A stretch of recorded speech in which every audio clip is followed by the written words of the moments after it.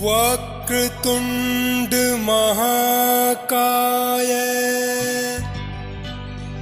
सूर्यकोटि समप्रभ निर्विघ्नं कुरु मे देव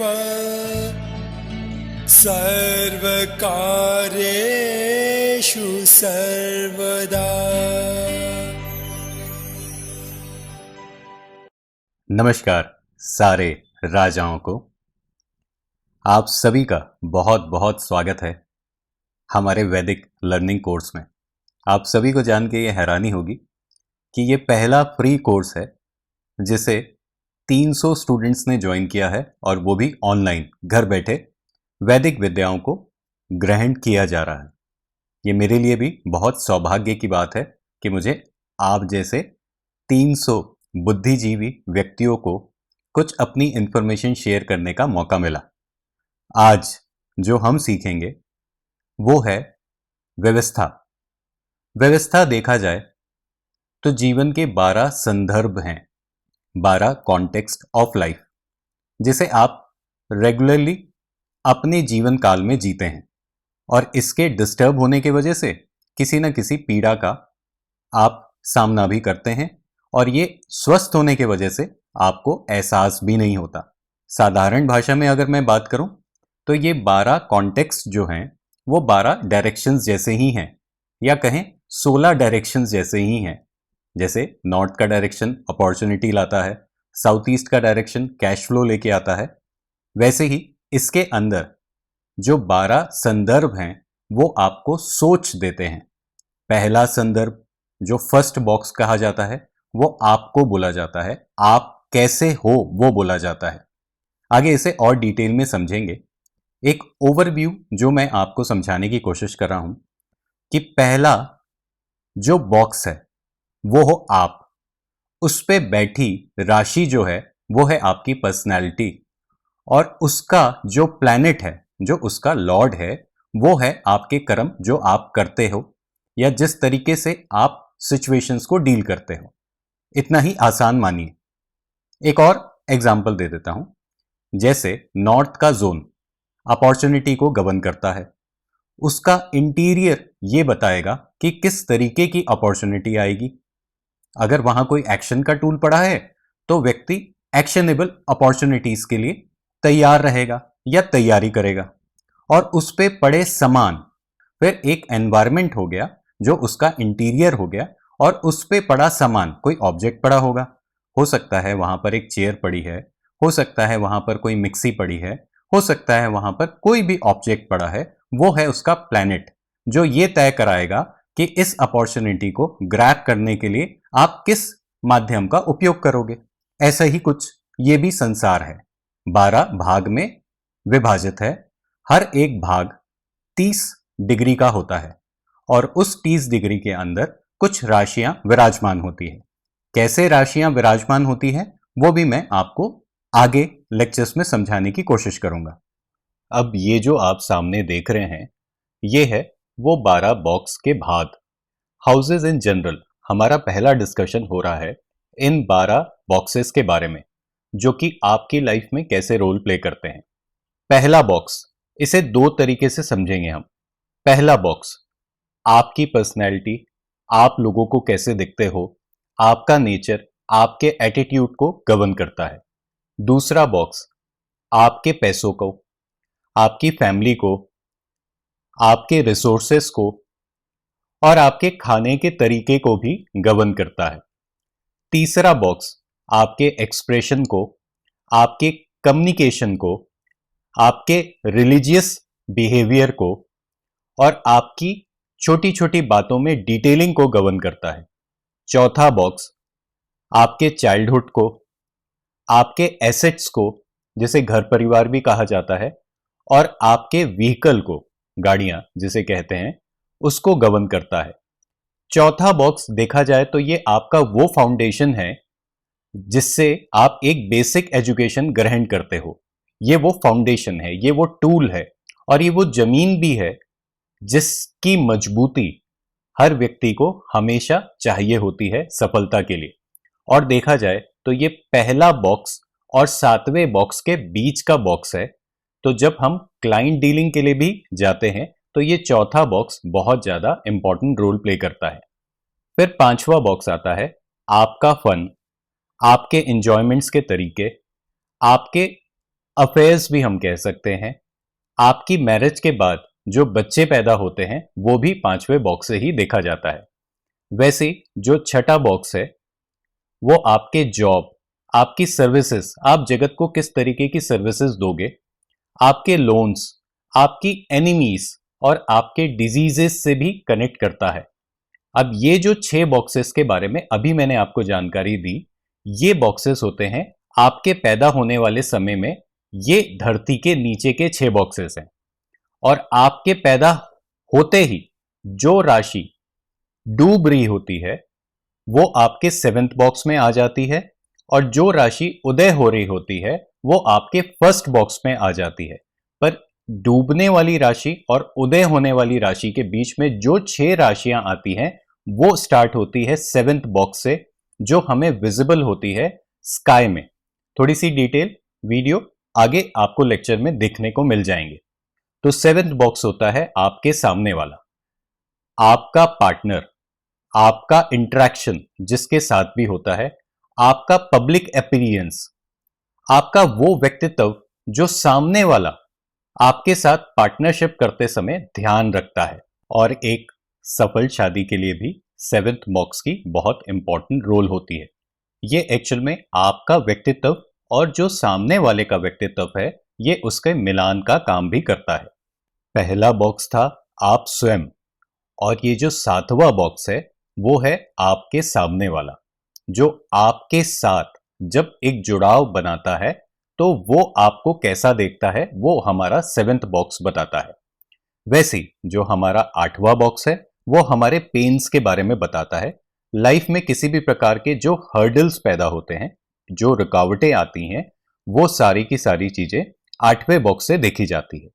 9वां बॉक्स हो गया जो हम विद्या ग्रहण करते हैं, इसे हम हायर एजुकेशन भी कहते हैं। ये हमारे लिए हायर एजुकेशन का रोल प्ले करता है। ये रिलीजियस बॉक्स भी कहलाता है कि हम कौन से रिलीजन को फॉलो करेंगे, वो भी 9वें बॉक्स से देखा जाता है। 9वें बॉक्स में जिस तरीके की राशि होगी व्यक्ति उसी रिलीजन के भगवानों के साथ अपना जुड़ाव बनाता है। अब 10th बॉक्स हो गया ऑक्यूपेशन का, ऐसा एनवायरमेंट जो घर जैसा है पर 7वें के लिए। इसे हम और डिटेल में समझते हैं। तो नेम एंड फेम के लिए भी 10th बॉक्स देखा जाता है। आपका स्टेटस भी 10th बॉक्स से देखा जाता है। इसके अलावा जो भी जॉब में हैं उनके इंक्रीमेंट्स भी 10th बॉक्स से देखे जाते हैं।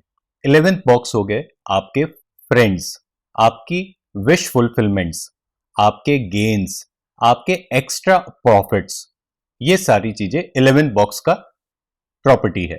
12th बॉक्स है आइसोलेशन, आपको जो चीज आपकी इच्छाओं से अलग कराती है, आपकी इच्छाओं की पूर्ति करा के जो अलग कराती है वो है आपका 12th बॉक्स। आपका मेडिटेशन, आप किस तरीके से अपनी लाइफ को मेडिटेट करते हैं, ध्यान देते हैं, वो है 12th बॉक्स। आपकी कमजोरियां भी कही गई हैं 12th बॉक्स को, जैसे वीकनेसेस जो आपकी हैं वो 12th बॉक्स से देखी जाती है। अब ये जो मैंने आपको बताया ये पूरा मैंने आपको आपके बारे में बताया, आपके 12 बॉक्सेस के रोल प्ले के बारे में बताया है।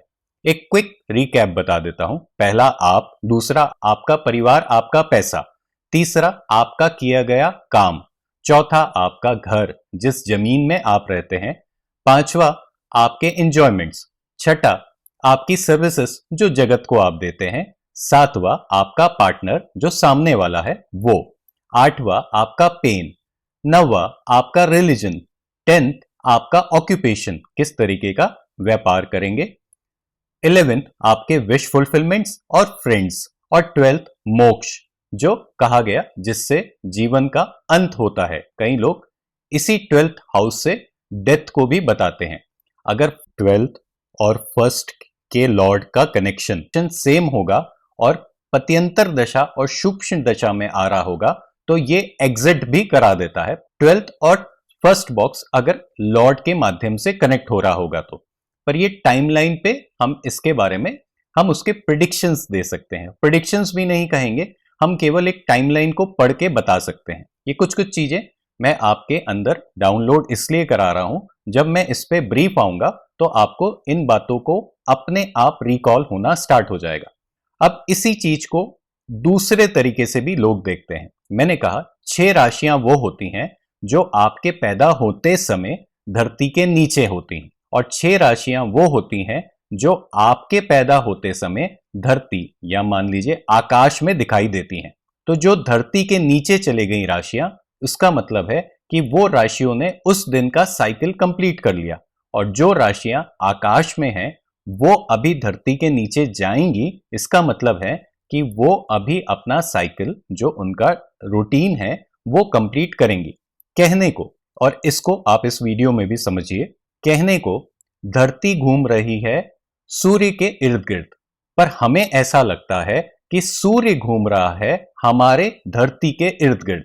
इसका एक उदाहरण और समझाता हूं। 2 खड़ी ट्रेनों में जब सवारी होती है तो कोई भी ट्रेन चलती है तो सवारी को ऐसा लगता है कि उसकी ट्रेन चल रही है। ऐसा आपने भी काफी बार महसूस किया होगा कि आप एक खड़ी ट्रेन में बैठे हो और सामने से कोई ट्रेन चलने लग गई तो आपको लगता है कि आपकी ट्रेन चल रही है।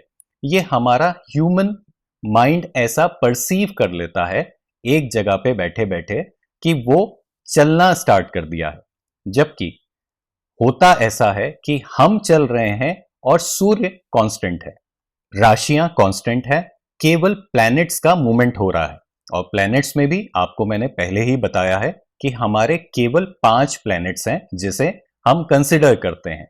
इसके अलावा सन और मून हमारे, एक हमारा सैटेलाइट है और एक हमारा स्टार है, और राहु केतु वो पॉइंट्स हैं जिसमें धरती और चंद्रमा का जो एक्सेस है उसका मिलान होता है। उन पॉइंट्स को भी हमारे वैदिक एस्ट्रोलॉजी में प्लैनेट्स का दर्जा मिला है। इसके अलावा प्लूटो, यूरेनस और नेपच्यून, ये 3 ग्रह इसलिए नहीं देखे जाते क्योंकि इनका जो मूवमेंट है वो बहुत स्लो होता है, इसलिए उसको ह्यूमन लाइफ के साथ इंडल्ज नहीं करते। पर धरती पे चलने वाली एक्टिविटीज के साथ, कोई भी बड़ा बदलाव के साथ इसे इंटीग्रेट करते हैं। आगे प्लैनेट्स पे इसे और आपको समझाने की कोशिश करूंगा। तो जो राशि अभी स्काई में दिख रही है तो वो राशि हमारे फर्स्ट हाउस से लेके 7th हाउस के बीच में आएगी, पर साउदर्न पार्ट की तरफ आएगी। जो हमारा 7वां, 8वां, 9वां, 10वां, 11वां और 12वां घर है, यहां पर हमें ये राशियां दिखाई देगी जो स्काई में दिखती है। और जो हमारा पहला, दूसरा, तीसरा, चौथा, 5वां और 6वां घर है, उसमें वो राशियां विराजमान होती हैं जो राशियां धरती के नीचे चले जाती हैं। इस वीडियो में आप देख पा रहे होंगे इसे क्लियरली। अब एक परसेप्शन हाउसेस का जो मैंने आपको अभी समझाया, एक सेकंड परसेप्शन है हाउसेस का जो एक एस्ट्रोलॉजी के अंदर कंसिडर किया जाता है। वो कंसिडर किया जाता है जो राशियां धरती के नीचे हैं, वो है जो प्रॉपर्टीज लेके आप पैदा हुए हो।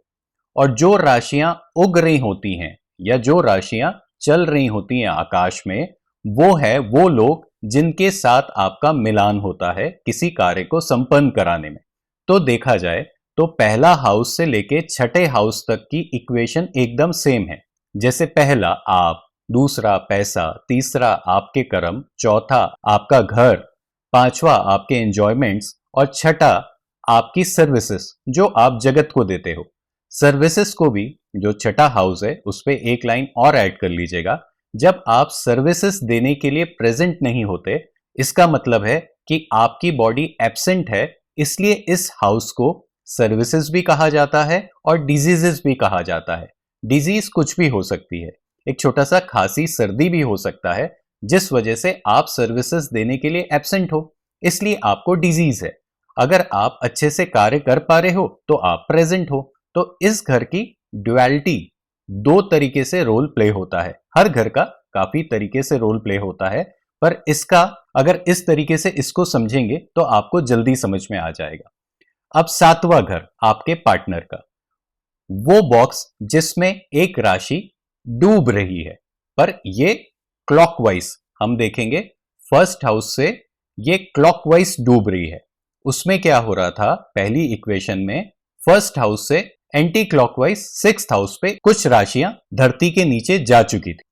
अब यही चीज जो सेवेंथ बॉक्स है हमारा, वो है हमारा पार्टनर या हमारा सामने वाला या हमारा वो व्यक्ति जिससे हम इंटरेक्शन करते हैं। तो सेवेंथ हाउस से हमारा एट्थ हाउस सेवेंथ हाउस के लिए सेकेंड हाउस कहलाएगा। तो हमारे पार्टनर का पैसा या हमारा वो व्यक्ति जिससे हमने पैसा लिया है, यहां से देखा जाता है। और कई बार पैसे लेने के बाद अगर आप सर्विसेज डिलीवर नहीं कर पाते तो ये पेन के रूप में भी आ जाता है।